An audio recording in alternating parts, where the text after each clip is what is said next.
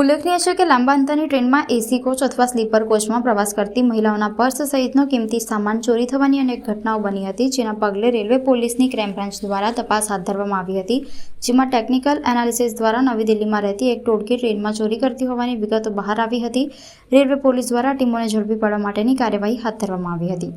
અને વડોદરા તેમજ દિલ્હીથી 3 ચોરો વિરલ શ્યામનારાયણ યાદવ રહે વેસ્ટ કમલ વિહાર उत्तर पूर्व दिल्ली मूળ उत्तर प्रदेश, दीपक देवानंद पंचाल રહે रामनगर एक्सटेंशन सादरा ईस्ट दिल्ली અને રાજુ મંગલ પ્રસાદ મિશ્રા રહે નંદનગરી મહિલા કોર્ટ સામે સાદર દિલ્હી મૂળ યુપીને ઝડપી પાડ્યા હતા। આંતરરાજ્ય ગેંગના 3 ચોરો પાસેથી આશરે ₹1.25 લાખ રૂપિયાની ચોરીનો મુદ્દામાલ કબજે કરી વડોદરા રેલવે પોલીસમાં નોંધાયેલા એક ગુનામાં 3ની ધરપકડ કરી હતી।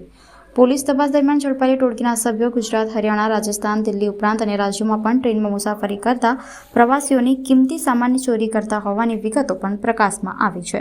તેઓની સામે ઉત્તર પ્રદેશ, દિલ્હી, હરિયાણામાં પણ અનેક ગુનાઓ નોંધાયેલા છે। રીઢા આરોપી હોવાથી કેટલાક ગુનામાં તેઓ વોન્ટેડ હતા અને પોલીસ તેઓની શોધખોળ કરી રહી હતી। દરમિયાન આ ગેંગના અન્ય એક સભ્ય હરિયાણાના પાનીપત ખાતે રહેતા રાજેશનું પણ નામ ખુલતા તેને ફરાર જાહેર કરવામાં આવ્યો